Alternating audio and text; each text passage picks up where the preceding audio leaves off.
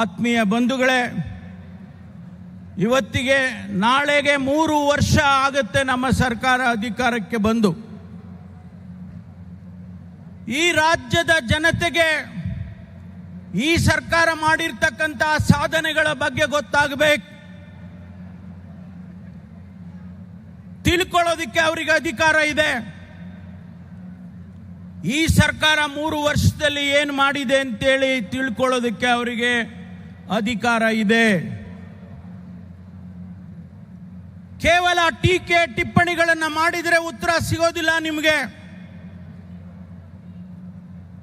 ಈ ರಾಜ್ಯದ ಮುಖ್ಯಮಂತ್ರಿಗಳಾಗಿ ಸನ್ಮಾನ್ಯ ಸಿದ್ದರಾಮಯ್ಯನವರು ಮೇ 20ನೇ ತಾರೀಕು ಪ್ರಮಾಣ ವಚನವನ್ನು ಸ್ವೀಕಾರ ಮಾಡಿದರು. ಇವತ್ತು ನಾನು ತಮ್ಮ ಮುಂದೆ ಕೆಲವು ಅಂಕಿ ಅಂಶಗಳನ್ನು ತಿಳಿಸೋದಕ್ಕೆ ಬಯಸ್ತೇನೆ. 2023-24ರಲ್ಲಿ ಮಾನ್ಯ ಸಿದ್ದರಾಮಯ್ಯನವರು ಆಯವ್ಯಯವನ್ನು ಮಂಡನೆ ಮಾಡ್ತಾರೆ. 14ನೇ ಆಯವ್ಯಯವನ್ನು 23-24ರಲ್ಲಿ ಮಂಡನೆ ಮಾಡ್ತಾರೆ. ಅವತ್ತು 3,27,00,000 ರೂಪಾಯಿ ಅಂದಾಜನ್ನ ರಾಜ್ಯದ ಜನತೆಯ ಮುಂದೆ ಇಡ್ತಾರೆ. ಮತ್ತೆ 24-25ರಲ್ಲಿ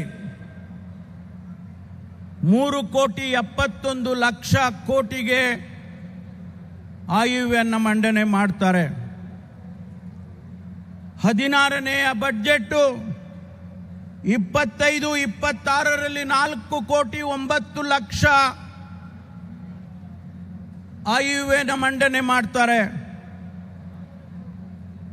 ಈ ವರ್ಷ 26-27ಕ್ಕೆ ಸನ್ಮಾನ್ಯ ಸಿದ್ದರಾಮಯ್ಯನವರು 17ನೇಯ ರೆಕಾರ್ಡ್ ಬಜೆಟ್ ಅನ್ನು ಮಂಡನೆ ಮಾಡ್ತಾರೆ.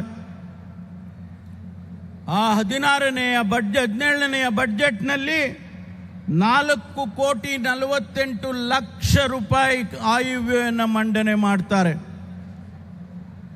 ಸ್ನೇಹಿತರೆ, 4 ಆಯವ್ಯಯದಲ್ಲಿ ಸನ್ಮಾನ್ಯ ಸಿದ್ದರಾಮಯ್ಯನವರು 15,55,00,000 ಕೋಟಿಗಳನ್ನು ಆಯವ್ಯಯನ ಮಂಡನೆ ಮಾಡಿದ್ದಾರೆ. ಇಷ್ಟು ಹಣ ಈ ರಾಜ್ಯದ ಜನತೆಗೆ ಅಭಿವೃದ್ಧಿಗೆ ಖರ್ಚಾಗಿದೆ, ಸಾಮಾಜಿಕ ನ್ಯಾಯಕ್ಕೆ ಖರ್ಚಾಗಿದೆ, ಬಡವರಿಗೆ ಖರ್ಚಾಗಿದೆ. ಈ ಪ್ರಣಾಳಿಕೆಯಲ್ಲಿ ನಾವೇನು ಮಾತು ಕೊಟ್ಟಿದ್ದೇವೆ ಆ ಮಾತುಗಳನ್ನು ಈಡೇರಿಸೋದಕ್ಕೆ 4 ಆಯವ್ಯಯದಲ್ಲಿ ಹಣವನ್ನು ನಮ್ಮ ಸರ್ಕಾರ ಪ್ರತಿಯೊಂದು ಇಲಾಖೆಯಲ್ಲಿ ಖರ್ಚು ಮಾಡಿದೆ ಅಂತೇಳಿ ಈ ರಾಜ್ಯದ ಜನತೆಗೆ ತಿಳಿಸೋದಕ್ಕೆ ಬಯಸ್ತೇನೆ. ಸಂಪೂರ್ಣ ನ್ಯೂಸ್, ಇದು ನೊಂದವರ ಧ್ವನಿ.